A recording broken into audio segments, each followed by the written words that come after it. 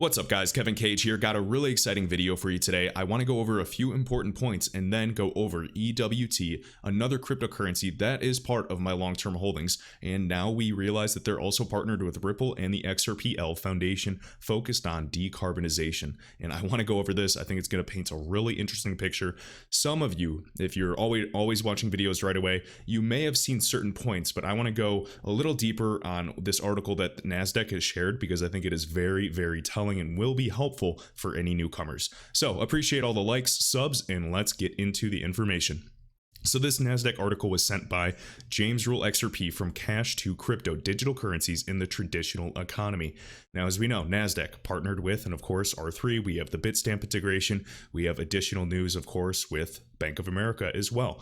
Cannot ignore that information. Now right here, much like the internet and its associated technologies, mainstream adoption of crypto will encourage a shift in traditional financing to a system more reliant on peer-to-peer payment systems and decentralized finance. So not a single or central point of failure, period. Right here, for example, Amazon and Alibaba have created their own ecosystems for the exchange of goods, enabling near-instant distribution of information. Where geographic constraints would typically impede the reach of physical currency, digital networks now circumvent this issue altogether, all while servicing millions of participants. And I remember Brian Brooks was saying, I think he just misquoted when he said that in a video interview, saying 50 million Americans. He just meant 50 million people globally are basically holding some version of a digital asset. We'll keep going and just follow these trends. It paints a very obvious picture.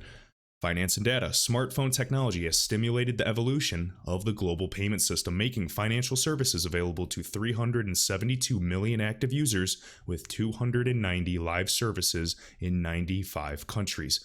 Just like smartphones, another transfer of wealth, obviously with essentially telecom was the next transfer of wealth. Think what was built upon top of that and how the dot-com bubble even, leveled up with that with social media and applications. It goes ever so deep and they all just act as really, they all are catalysts off one another. Right here, given that payments are fundamentals to all economic activity, a globally available payment network based on crypto would demonstrate unrivaled access to data. Also true. Immutable, plenty of benefits, you get the gist. And then right here, appropriate regulation would support innovation and would need to be conducive to protecting consumer privacy while encouraging competition in the market.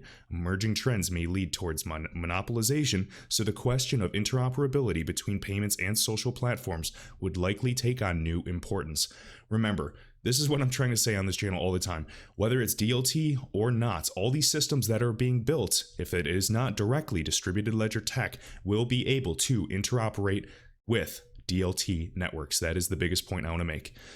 Next, I want to cover this. Be sure to stick around until the very end because I also want to cover some interesting moves with TransferWise. XRP Ledger Foundation, Ripple, and Energy Web announced world's first decarbonized blockchain.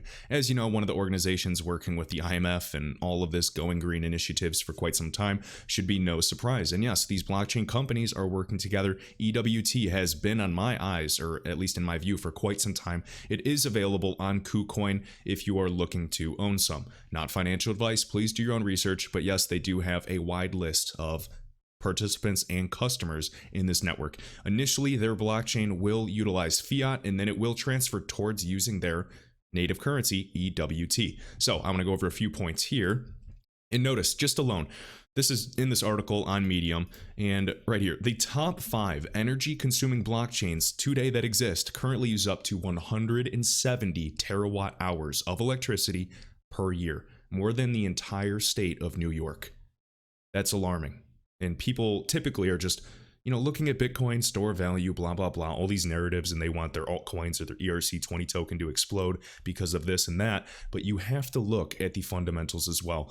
I'm aware that charts tell a story. I'm aware that the news manipulates everything. The chart was already going to do what it's going to do. It is all manipulation, yes.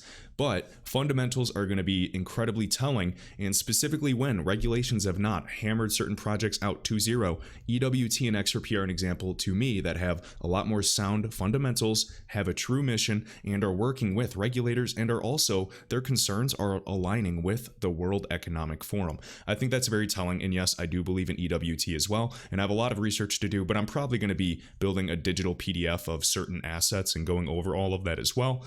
Figured that would be helpful. All right, so we'll keep going here. Notice, with the XRP Ledger as the starting point, Energy Web, XRP Ledger Foundation, and Ripple are calling on all other blockchain communities to join the move to being powered by zero carbon electricity. This would be very, very powerful for EWT as well as XRP. Notice, this is about interoperability, a single mission all coming together. This is something I can get behind. And fun fact, I'm sure all of you already know this, and another reason, XRP is already one of the greenest blockchains in the world. We've seen all of the infographics comparing its actual even carbon footprint versus Ethereum and Bitcoin. It is simply a matter of time when the markets are truly run based off of utility, or at least more so utility. There's always going to be speculation, and that is healthy as well. Now, a few points I want to cover. Energy Web and its ecosystem of more than 100 major energy companies, no big deal, globally to make green blockchains the new de facto standard for the distributed ledger industry will play a key role in building a sustainable future for all. Energy Web plans to enable transactions on EW0 to take place in the native currency of the blockchain being decarbonized, and for anyone in a given blockchain ecosystem to individually purchase renewables for their chain. So that is what we call, in terms of tokenomics, demand for the currency or their asset, EWT. Yes, there are some networks that are complete scams and they have no actual application or need for the crypto asset, and this is an example of one that absolutely does. Just like XRP is absolutely necessary to run anything over the XRP ledger. That is demand. We want demand to grow, grow, grow. Whether they are a developer, a miner, an end user, or another ecosystem member. Excellent. Okay, just like even Quant, needing QNT to access everything, same type of concept. All right, and then lastly, the Energy Web Decentralized Operating System, EWDOS, to enable any device owned by any customer to participate in any energy market. Very, very interesting. You can obviously see they foster the world's largest energy blockchain ecosystem. If you guys know any of competitors that are really, standing to compete against Energy Web, please let me know. I'm always looking into that. And I think that competitors will be good and bad. There's going to be pros and cons and trade-offs, but really, really interested into this as well, comprising utilities, grid operators, renewable energy developers, corporate energy buyers, Internet of Things, or, IoT telecom leaders, and others. More than 24 of those companies host validator nodes for the EW chain. Excellent.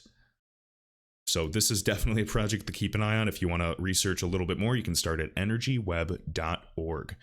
All right, enough of shilling that guy. And when I talk about any other projects, because yes, I hold a variety of assets, I'm trying to really hammer down and get a select few. But it's going to be evolving, and we don't know what new players can come and really kick butt and start dominating. And I am literally, and I put a tweet out saying this, I'm literally so confident in the future of crypto assets, keyword being that survive. Both short-term bearish and bullish moves in these swings, they have no effect on my psychology. Period. I understand what is coming, and I understand diversification. I know the quotes. Some people say diversification is for people that don't know what they're doing, but I think I'm, considerably well diversified in this digital asset space, and I'm always going to be learning as well. All right, so let's finish off with some fireworks. So I wanted to cover this and then we'll go over the news. So Anders L putting this out, and yes, we've talked about this a lot. I just think it's really important to recognize and for newcomers to realize this. So in the past, people used to ride horses. Then cars came out, and after a while, horses eventually were replaced by cars, but it did take a while. And obviously they chose cars because it was faster, you could fit more people, it was cheaper, etc. And they, didn't have to, they could carry things. There's plenty of benefits. Okay. Now basically take that analogy and apply it to payments as well. It just took a long time for cars to take over entirely because you needed to build better roads first, better demand for cars. And as car demand grew, then guess what? There were car parts being created. There were manufacturers. It's a whole nother ecosystem that's given birth. And that's exactly what we're witnessing in the world of payments. Okay. Hopefully that's a helpful analogy. I'm sure you guys can think of way better ones too, but just spitting it. All right, now Mickey B. Fresh putting this out. Stick around for this. I want to show you the very end in this thread that I Am Legion shares. Very, very interesting. So as we know, Ryan Zagone, formerly at Ripple, the famous guy that has the quote of saying proof of work does not work. Interesting timing because of all these Going Green initiatives, and now with Ripple, XRP Foundation, and Energy Web.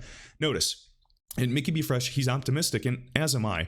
I know some of you will roll your eyes and think this is bad for Ripple, etc., but teach their own. So notice, he's excited to share that he is now the new head of Americas for TransferWise. TransferWise is a global money service provider, and I'm actually going to show you some things that came right to my mind before I even saw I Am Legion's tweet, and it just goes to show the more you research, things just start connecting on their own. I think Digital Asset Investor has said this too. You just keep going down these rabbit holes.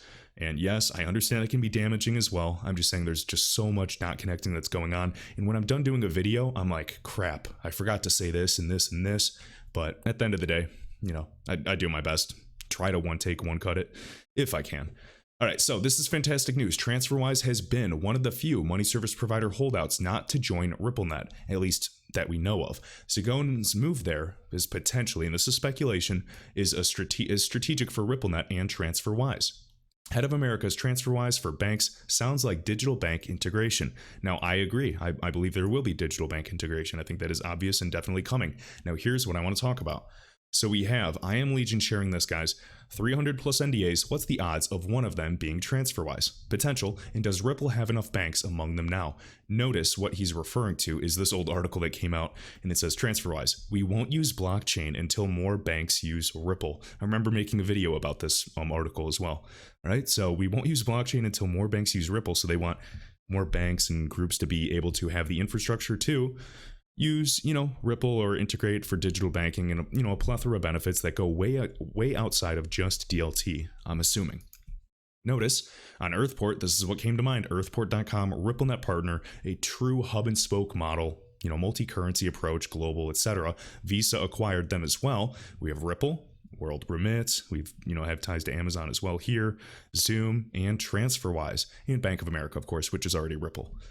So interesting there. So TransferWise and Ripple are, they have vested interests. They have partners of partners, things of that nature. Okay. Now ACI, remember, so we said Earthport was acquired by Visa. Well, ACI just had a recent partnership with MasterCard. So they're all included. ACI $14 trillion per day. I showed that in a video, maybe 1 or 2 videos ago. So please check that out. Notice ACI's UP, this is Universal Payments, Immediate Payments helps TransferWise connect to faster payment scheme. So another RippleNet partner is partnered with TransferWise, and should be no surprise, I know this is very common specifically in the fintech space, so it might not have anything to do with Ripple, but I'm just showing you the keyword that we say, interoperability. Because there are a variety of customers, we need a variety of pathways and roads to connect to one another. So I think that as long as they're all able to interoperate, interconnect, that is what is important. All right, so hopefully you found that helpful, guys. Again, this is a great read if you have time. This is on NASDAQ.com, From Cash to Crypto. Really, really insightful, really telling. And obviously, I know history does not always predict the past, but I do believe, predict the future, excuse me. But I do believe that it does often rhyme, and that is what we've seen many times. Just understand what you hold. If you are trading, that's a whole different story. But long term, just rest assured, do your own research and look at these initiatives that are, in my opinion, and this is my personal advice to a friend, not financial advice. Just if I were you, I would be looking at assets that are working with regulators, have very powerful people on them, are, aligned with the World Economic Forum, have plenty of partnerships, and actually have true tokenomics in terms of supply, in terms of demand. Look at the models and just better understand that XRP couldn't necessarily, maybe it could, but XRP couldn't necessarily do what Energy Web is doing, because if it focused on Energy Web, it wouldn't be able to do all this cross-border stuff, just as Energy Web couldn't do all cross-border stuff. They have to interoperate and they have to complement one another, just like XRP is going to be able to complement all these central bank digital currencies. Remember, competition, cooperation, it's about co-opetition in this space. So hopefully you guys enjoyed, and be sure to tune in to the next video.